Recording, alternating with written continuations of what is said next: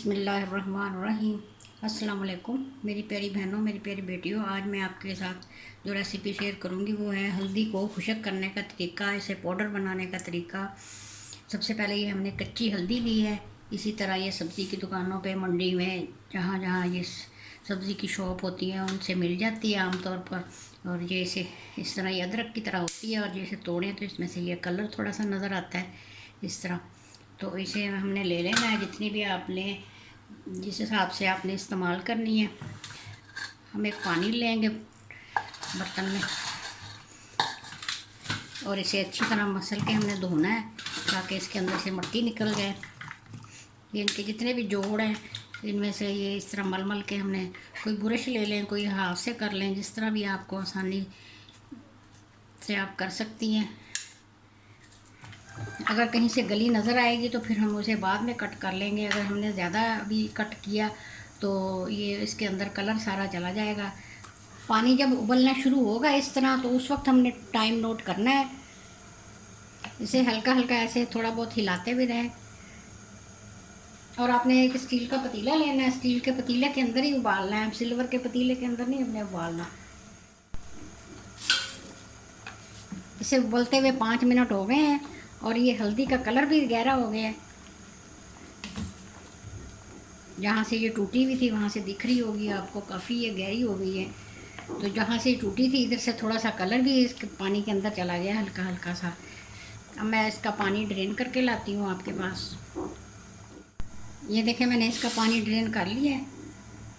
अब इसमें से काफ़ी भाप उड़ रही है और ये कोई कोई इसकी जो हल्दी की ये गट्ठी सी जो है इसके ऊपर कोई ना कोई जड़ होती है, इसको हल्का हल्का साफ़ कर ले, बस छिलका नहीं हमने उतारना।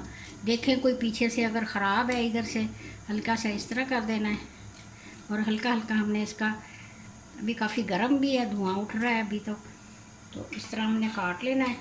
और इस एक ये स्टील की डिश लें आप और इसके ऊपर बारीक बारीक हमने इस तरह काट देने, रफली चॉप करें इस तरह।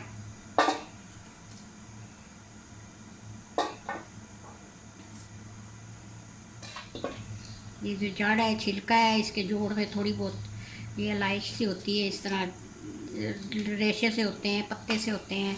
इसकी हमने अच्छी तरह सफाई करनी है और इसे इस तरह काटते जाना है। लंबाई में काटें, गोल रिंग में काटें, इस तरह काटते जाना है हमने। ये देखें मैंने इसे कट कर लिया है, इतना कट किया है कि देखिए एक रोटी के बराबर इसके स्लाइस हैं। स्लाइस में काटे या लंबाई के रुख इस तरह काटे।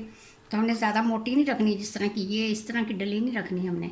ये बीच में एक आ गई है, इस तरह की नहीं रखनी हमने, बिल्कुल इस तरह के रखने हैं जिस तरह के ये स्लाइस से वो होते हैं, एक मोटी रोटी के बराबर होता है। इसे मैंने पंखे के नीचे रखना है, छाँव में रखना है अभी, ताकि इसकी नमी वो ख़त्म हो जाए।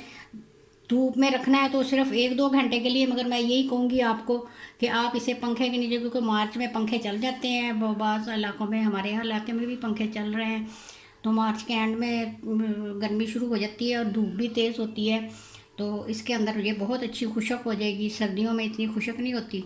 इससे पहले भी मैंने जो कच्ची हल्दी की रेसिपी डाली थी, पंजीरी, हल्दी की पंजीरी, तो वो भी आपने बहुत पसंद की है, देखी है, तो वो भी बहुत अच्छी बनी थी। ये देखें, इसे मैंने पंखे के नीचे तकरीबन 8 से 10 घंटे रखा है। अगर आपने धूप में रखना तो 3 से 4 घंटे की धूप बहुत है। ये देखें दोबारा से ये खुश्क होना शुरू हो गया इसका छिलका और इसके अंदर बहुत कम नमी रह गई है। वैसे गीला है, ये देखें डबल होकर ये ज़ोर से टूटता है, पहले ज़्यादा सॉफ्ट था, इसके अंदर से नमी ख़त्म हो गई है। अब हमें इसी तरह का चाहिए। अभी मैं एक चॉपर लूँगी। अब मैं इसे पीसूँगी।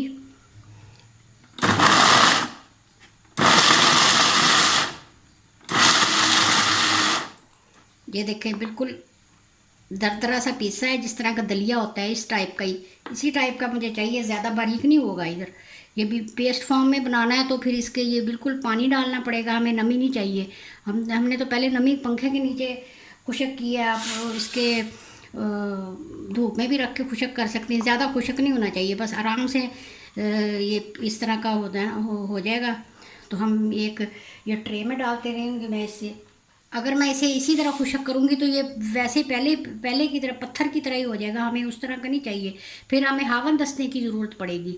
हमने हावन दस्ता किसी के घर में होता है, किसी के घर में नहीं होता, तो ये बहुत सख्त हो जाता है, जैसे पत्थर होता है। ज़ोर से खुशक वाली जो हल्दी होती है वो उसे ज़रा करना पड़ता है, तोड़ना पड़ता है, तो मेहनत ज़्यादा करनी पड़ती है। हमने ये देखें अपनी फ्रेश की फ्रेश ली है, इसे बस आपके सामने जो पहले मैंने प्रोसीजर किया है वो अब ये यहाँ तक पहुँच गए हम।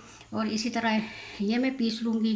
अगर ये इस वजह से मैं कर रही हूँ कि जिनके घरों के पास छोटी मोटी चक्कियाँ नहीं होती, जिस तरह की छोटी छोटी लगी होती हैं मसाला जात पीसने के लिए, तो उनकी आसानी के लिए ये मैंने आपको बता रही हूँ कि इस तरह करके भी हम आसानी से हल्दी को बना सकते हैं, वो भी फ्रेश की फ्रेश। ये देखिए इसके अंदर अभी नमी मौजूद है, ऐसे मुट्ठी में बंद करूँगी, ये देखिए चिपक रहा है।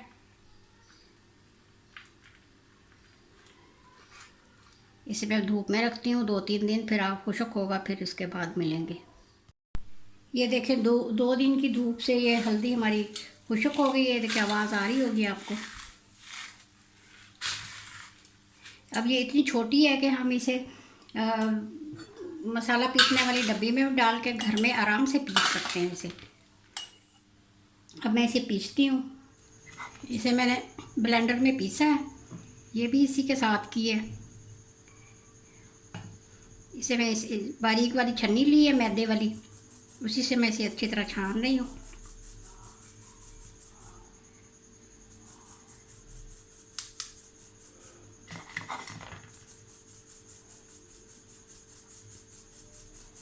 और बाकी का जो बचेगा इस तरह का दरदरा से हल्का सा है, इतना नहीं है, इसे भी मैं बारीक इसी में से गुजारूंगी, इसी में पीस के ना इसी में से गुजारूंगी।